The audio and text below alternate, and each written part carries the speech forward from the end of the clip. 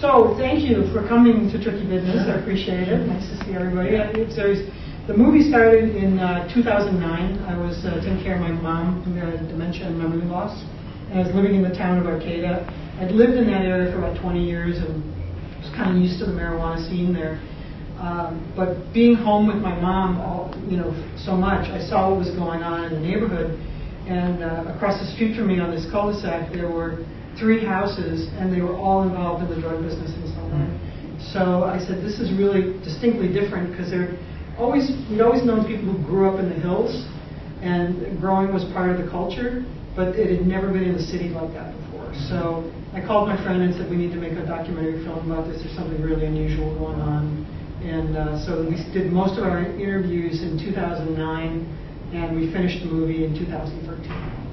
It's still very much an open question, and as long as the federal government has it as a felony Schedule 1 restriction, as long as it's a patchwork of laws, right, pot is still going to be very expensive, and it'll be worth taking the risks and worth growing it, and the criminality will stay in it. Yeah. So it's up to the community how they want to deal with it, but I would kind of like to see a more evening out of the laws across the nation. The people who are growing out in the woods, they're really tucked away far. They run pumps into the streams, and they suck the water out of the creeks and streams. So it's actually drying up the rivers right now. So we have one river that's completely dry by the time it gets down to the coast.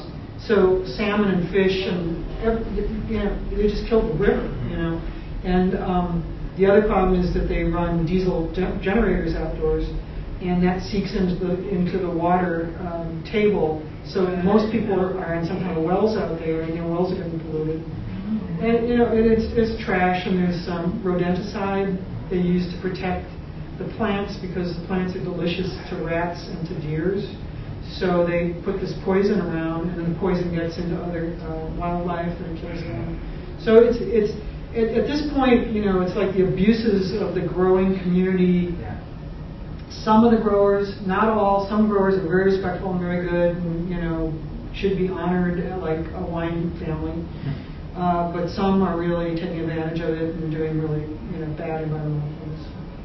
There's definitely money in the community, and if the pot money goes out, it's going to be difficult, but we have lots of different industries that we do there. So maybe university, we have a lot of state workers, but we also we make Humboldt Fog cheese, which is a pretty amazing product. We've got great breweries. We do sports equipment. We have oysters. I mean, it's not going to be you suck $5 billion out of an economy, it's going to hurt it. But we also, if pot is legalized, we're still going to have the finest growers. There's going to be. They make beautiful marijuana up there. Then if you want the best marijuana, you go to Humboldt County, and it's just going to be like going to Bordeaux. It is just the best place to grow pot. So there are gun battles, and there are murders, and it's not a good scene. People disappear, but the cartel thing. I think Humboldt County has been pretty good about keeping Mexican cartels out, but there are definite grows that are, and I'm just saying Mexicans, drug cartels, right? But there are grows that are foreign nationals that are the ones who are doing the grunt work, but it's not just South America or Central America or Mexico. We have like this big Bulgarian marijuana growers. Just kind of that's a little bit exotic, but so different groups get the hang of it, and they come up there and they do these things, and I was telling the gentleman outside that a kid who hasn't graduated from high school, who is running a fairly successful grow, is making 125, 150 up a year off of running a crop of marijuana. A lot of businesses that are dependent on it, not just the dispensaries, but the the garden supply stores, and these popped up all over Humboldt County with indoor gardening for indoor tomatoes. So we probably have the finest indoor tomatoes in the world, because there are like these wonderful garden stores, and you go in and they will very studiously never say the word marijuana. They will show you the fertilizer, they'll show the lighting, they'll show the hydroponics, they'll explain what you can do and where, how big your canopy can be. So right now it's a crazy mixed up situation, and people are really taking advantage of it and making money. And it's kind of like a Wild West. It is.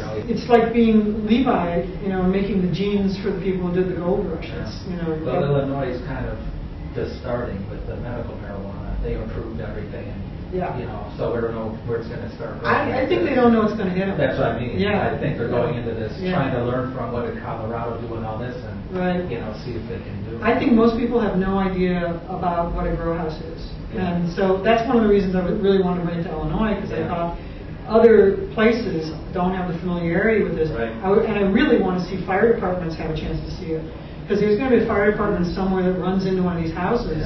So it's a crazy situation, and it's tricky business. Right. A lot of these people were people we knew personally, were friends of ours. And Kathy I've known for like 30 years, and the woman I made the film with went to high school with her. So that's one of the things is everybody had sort of known each other or worked with each other. And my partner in the film was on the city council, and she was a city planner in Arcata. So she'd actually worked with people in City Hall. So whereas they'd been talking a lot to ABC and NBC and CNN, and they were like, when Lynn sat down, they're like, now they're talking to Lynn. So they were just very frank and very open, and they have said to me since, those are the best interviews we gave because we trusted you. And Kathy is a wonderful person, and she's got a great, just a great person, and she just was very willing to be open about this. For years I was a furniture maker. I'm not a filmmaker. Which is tougher? Well, they're very similar. Okay. the furniture making actually will take your finger. I noticed that in filmmaking I wasn't afraid of that. But we'll do a Q&A on furniture. It's actually, with the furniture you have a lot of little pieces and you put it together and you have kind of a vision. And it's the same thing with a movie. That's true. With a movie you got a lot of little pieces and you have a vision which you hope, and you don't get to see it all put together till the very end. So that was similar. All right. Great. Thank you. Thank you. You're a good questioner. Well, thank you. Okay.